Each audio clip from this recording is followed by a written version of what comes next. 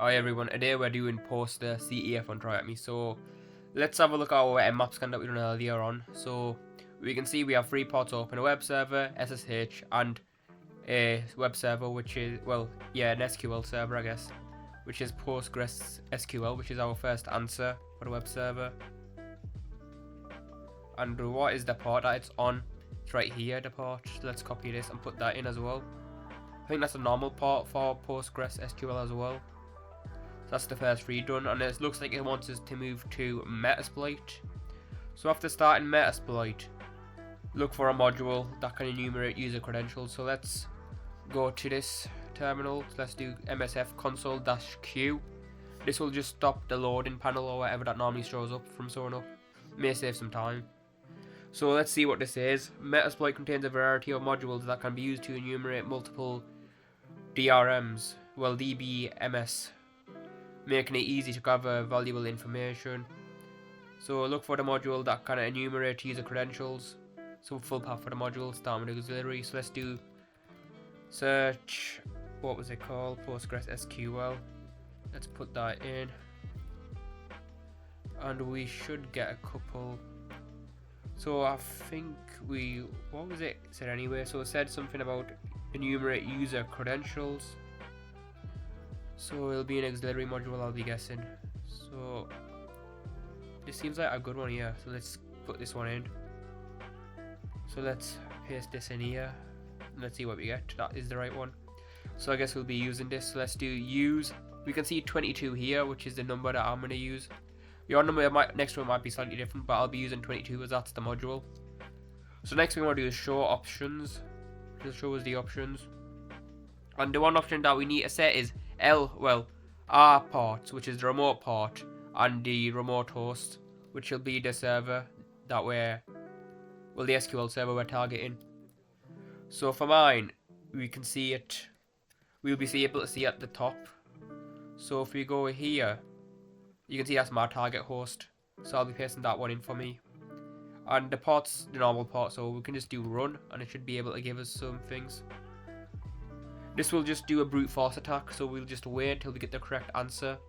As you can see, it's just saying login failed. I'm just going to keep trying and trying, and we get the successful one here, so we can stop that by doing Control-C. And let's grab the username and password, and let's paste this in. So you can see here, username, password, let's paste that in. And we've done that one. So what is the proper module that allows you to execute commands with proper user credentials, starting with auxiliary? So let's search again. Search Postgres. Where's Postgres? Should be here. So let's copy this and paste that in to Metasploit. So let's see, maybe one. Is it talking about version type? So module that lets you dump. Is it dump? No, that's dumping. So module that allows you to execute commands with proper auxiliary. So it should be here. Maybe this one, I'm guessing. So let's paste that in. File read. Full module that allows you to execute commands with proper credentials. So should be one of these here. So will it be Postgres version? Seems pretty random. So let's use this one here.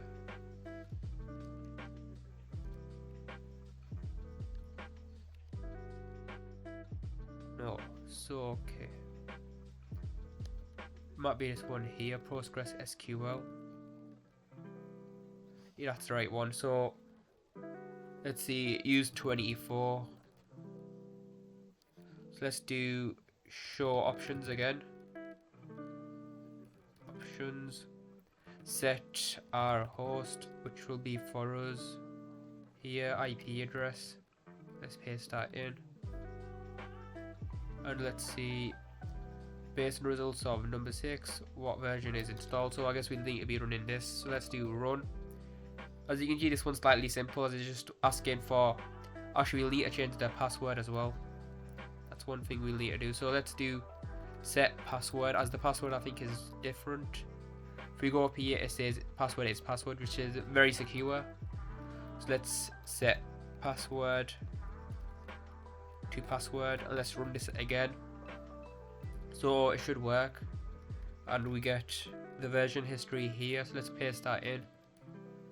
That's the version history done. What is the full path for the module that allows you to dump hashes? So let's do search Postgres. Oops. So let's copy this properly this time.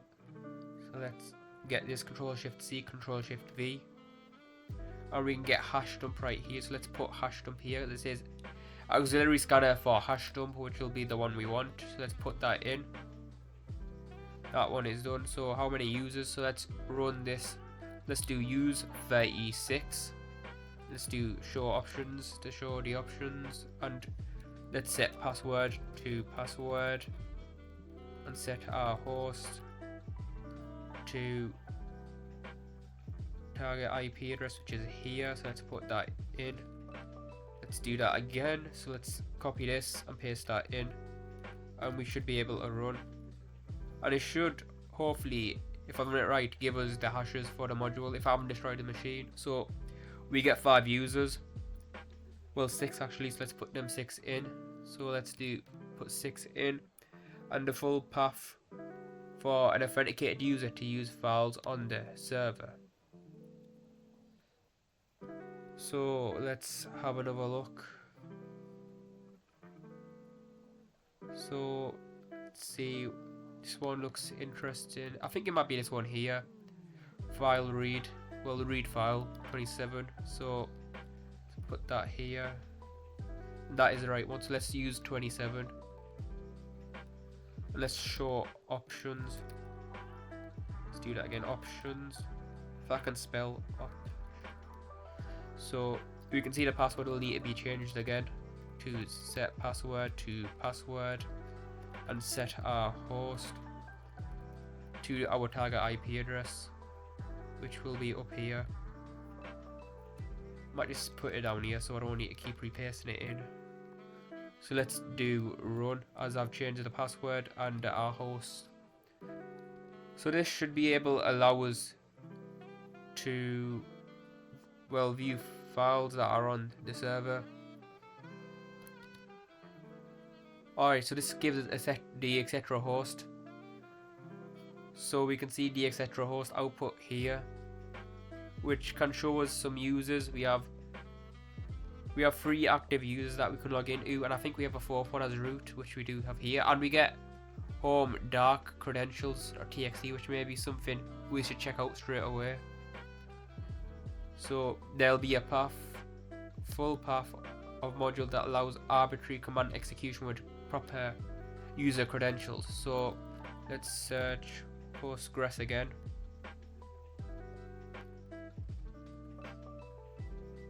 So let's see the exploit. That's for Windows, so I doubt it'd be that one. So it should be around here somewhere. Maybe this one here for Linux. Actually, I don't think it'd be that one. So no, that's auxiliary. So let's look for exploit. This one here seems like it would do. So let's Control A, Control V, put that in. So that number was 19. So let's use 19. Show options, and we'd want to set the password to password. Whoops. So let's do that properly. So show options, and we'll need to set password to password, and our host again. So set our host, which will be this number here that I've copied from earlier. So let me close this window and put this in.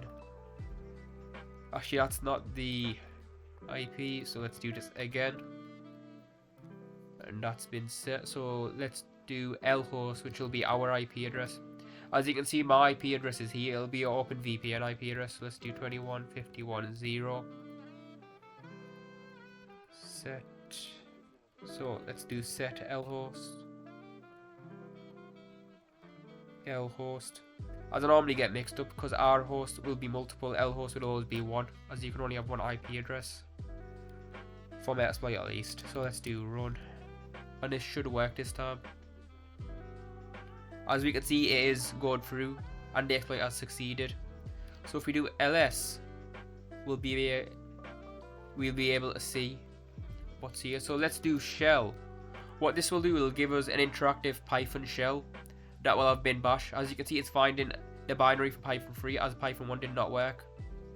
And you can see here where it's stored, and it's found us a bin bash shell, so a binary bash shell. So the next thing we'll need to do is compromise the machine and locate user.txt. One thing I'd like to point out straight away is that we had a credentials folder from earlier for dark. I think it's home dark credentials. Let's do ls again. As you can see, we have that. So let's do home dark. And we're in dark's home directory. So if we do cat credentials.txt, we get dark's, well, you know, you get dark's credentials. So let's do switch user to dark. And now it'll be asking for a password. So let's put this password in. And we're in as dark. So one thing we can do is check ID. Let's do ls.la. ls.la. This will list all the files and directories. You can see there's nothing really interesting from credentials.txt. So let's back out of here and let's cd into Allison's. So we can see user.txt, but the question is, can we read it? And we can see here that we cannot read user.txt. So one tool that we could use is linpeas. So let's cd to the temp folder and just run linpeas. So we're in the temp folder because we're normally, all users are normally allowed to download files or write files to the temp directory. So we can do on our host machine sudo linpeas. I've installed linpeas. You can do sudo apt install peas to install it all, but I've already installed linpeas. So you can see here linpeas is right here. So I'm gonna do python 3, as you can see, python 3-m.http server. This will create a server on port 8000. So we want to away get this. So let's do the IP address of my host machine. You want to do it to yours. This is my IP address, so I'm going to put mine in fully on the port 8000, and we want to do /linpeas, and that's the file we want to bring over.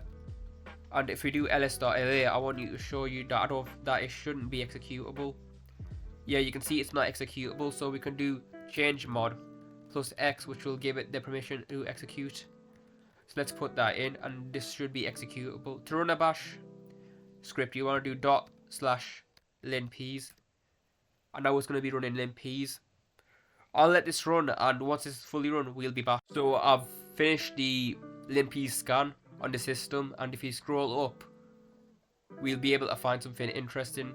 So we can see in var www.html config.php, we get a database pass for a user here. So this could be Allison's credentials. There's only one way to find out, by testing them. We could also go here and see. So we could just do cat config.php, and you can see this is Allison's credentials. So one thing we can do now is just switch over to Allison, since we got her information to log in as her. So let's just copy this properly. So let's get all this here, her full password, and paste it in. And we're in as Allison now.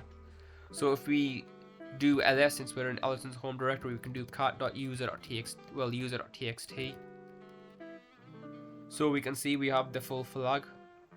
So we can paste that in, and we can get on to finding the final flag of the room. So that has been done. So one thing we'd want to do is sudo.l, which will show us all the commands that Allison can run as the root user. So let's copy this again and put that in. And you can see here all. One thing I want to say, when you can run all as sudo, you can just do sudo su to get to root, and we're in as root. So if we do another thing, just go into the root direct, or just doing cat root root.txt. We get the final flag, so let's just copy this in and put it in and paste that in. One thing before I finish this video off, if you're still interested in learning SQL, Hack the Box has a good room on SQL injection, so you can check out Hack the Box Academy and do an SQL room, as their rooms are really good and informative.